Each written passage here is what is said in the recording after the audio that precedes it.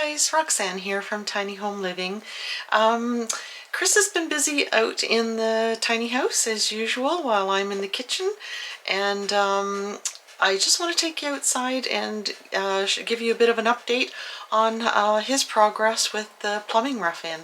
So before I go outside, I just want to ask you to like and subscribe, hit that notification bell, and share this video with your family and friends.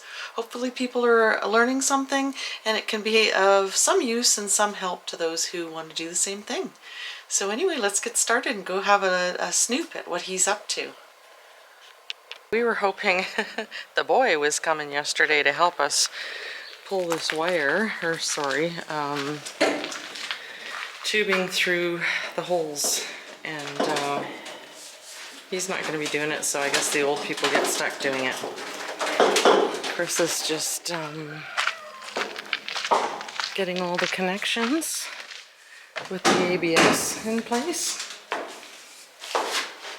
And then we've got to get this ABS, no, what's the other tubing called? The water line? Yeah. PEX. PEX. I keep forgetting. It's PEX line. And the black is the ABS. So he's got the ABS, like that is going to the kitchen sink. So that one's in place. Go down here. This one's in place for the washer and dryer. It's going to be nice to be able to have hot water for the washing machine too. I like it. Yeah, I think I mentioned that yesterday. The two PEX lines going up a little bit higher are for the instant hot water heater. And so yeah, this is coming down here, and you can see there's a slope on that black pipe. And they're sloping to here. Both of the bathroom will come that way, the kitchen this way, and then they'll meet there with this part. And then they will go out through the bottom. So that's why it slopes. The holes are sloping from that end, and then from that end to go out in the middle here. So, like I said, that's for the kitchen sink. And this one down here is for the bathroom sink on this side. And those two PEX lines coming up out of that 2x4 are for the shower, and then the cold water down in the end there for the toilet. And like I mentioned before, that outlet there is in case I need power for an incinerator toilet or anything else. So,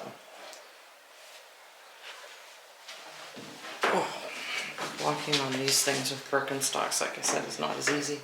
So we've got to get that PEX line all the way down to the end. And we got tired just doing it yesterday. We were thinking we were going to put that big strong kid of ours to work doing that. And like I said, I dragged it all the way out to the orchard because it was coiled up, and it's coiled up so tightly it's really hard to handle. So I think we're going to have to do that now. And then I'm going to go do some work on the computer while Chris continues with this. Once he gets this done, then he can work more on pulling the wire for the electrical. Just a side note, Christopher does not want to put the skids around the bottom of the sea can to keep the chickens out because he says it'll look ugly. Nobody's going to see it. So that'll be a little bit of a battle of wills. We'll see who wins.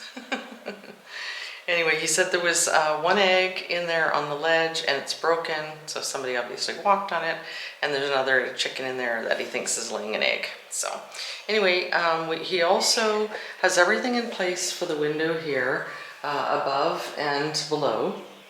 And if you haven't seen the other video, he cut this wood to go on both sides of the steel to reinforce it.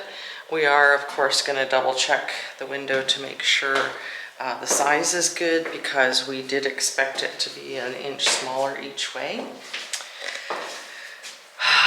So I don't know what will happen if it's too tight.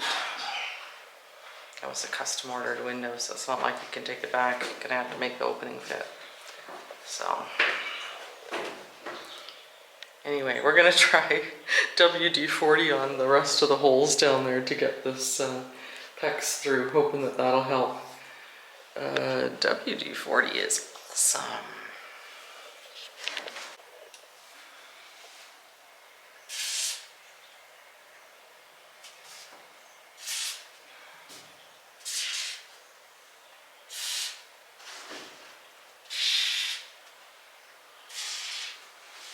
Can't hurt. Yeah, like you said, we've got lots of it, so.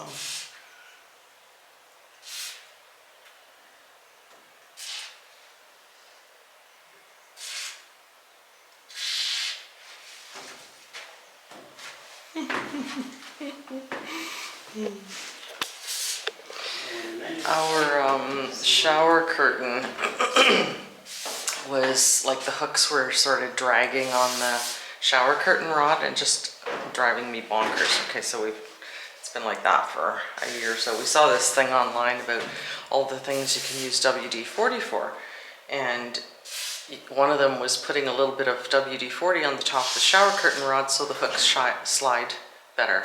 I mean, it's just amazing, the difference. So, another side note.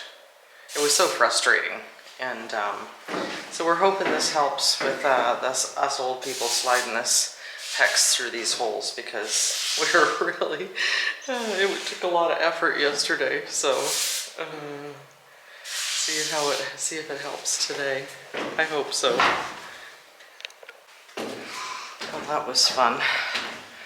Us old people are tired out just from doing that.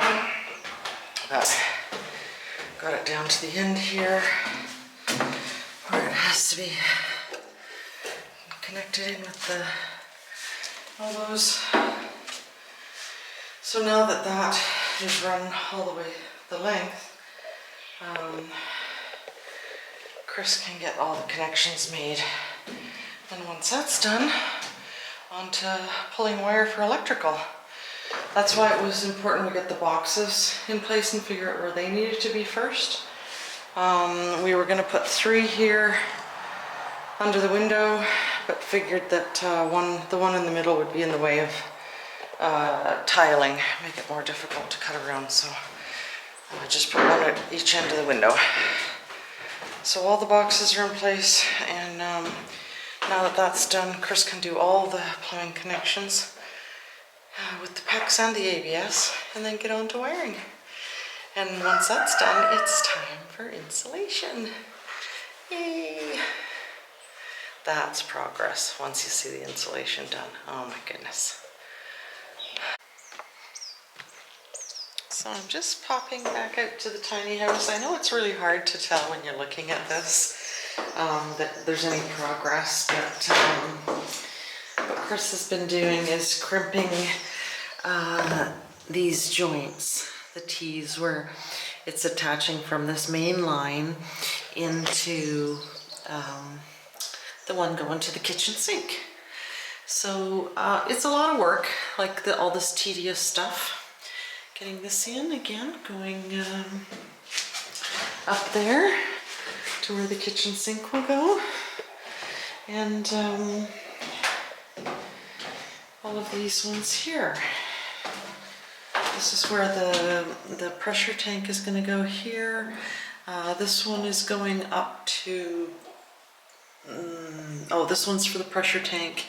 These 2 are for the instant hot water heater, washer and dryer. So again, getting all of these crimped and all of these in place, it's a lot of work. So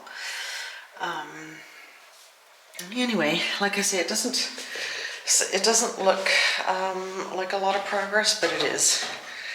And again, one of those crucial things.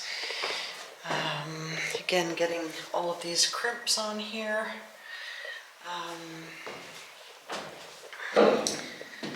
So it is obviously necessary if you want water to your bathroom sink and your toilet. And the hose is still going out there. It only goes sort of past the doors there, so we did need quite a bit of that.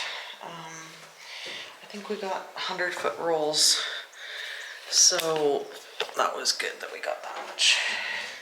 Now Chris has alerted me to the fact that there are now 3 eggs in the nesting boxes. I went out there to check, and the hen that was, again, we found 2 eggs, I think yesterday, in the same nesting box. And again, I don't understand. If there's empty nesting boxes, why wouldn't the other chicken just go in beside the chicken that's laying an egg? Why does she wait and then go in and lay an egg where there's already an egg? I don't understand. If anybody can help me understand this stuff, I would really appreciate it. Like I said, we are so new at this, but that doesn't make any sense to me. I guess because I look at it from a birthing perspective, so I'm like, oh yeah, I'm ready to give birth, so I'll just wait till the other lady gives birth and wait to go in the same booth that she's in. So there you have 1 egg in there. We've got 4 nesting boxes here. Maybe we need more. That's a decent sized little egg. And it's not a speckled one. And then this is the one that there was 2 in yesterday. So now I think Chris said that this one was on the ledge. There's a bee buzzing around me again. And then this is the second one that was laid. So again, this one's a little bit bigger too. So I expect, as the hens get bigger, of course, to get bigger eggs, obviously. I do know that much. Not much more than that, but I do know that much. But this whole laying the eggs in the same nesting box, I just do not understand. So,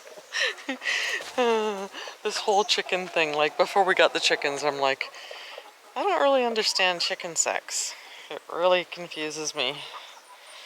But we're starting to get it. Rusty is showing us. So anyway, things are becoming clearer. I'm just looking at the squash again here. We did see some, you can see some cucumbers in here. So there's one there, but there was a bigger one here somewhere. Oh, there, right there. And right there. Hello, cucumbers. And I mean, now that this is thinned out a bit, we can see the difference in the leaves and the difference in the blossoms. The squash plant, like clearly I won't plant as many squash seeds next year. I'll go way more spinach, way more cauliflower and broccoli, way more peas, things that are going to be easy to freeze, and not so much on the squash. But they are getting so big so fast. Look at, oh my goodness, I didn't even see that one. Like, I don't even know what that is. Like, to me they look more like a watermelon, but then this one down here looks like some type of squash to me. So not the most exciting things as far as progress goes, especially for the designer in me. Like I say, everything that matters in your home, whether it's a tiny home or not, is behind the walls. All the really important stuff. And fortunately for us, Chris is really good at that stuff. But that shows you what he's done as far as progress with the plumbing ruffian. And hope you're enjoying it so far. So just want to ask you to like and subscribe, hit that notification bell, and share this video with your family and friends, and we'll see you next time.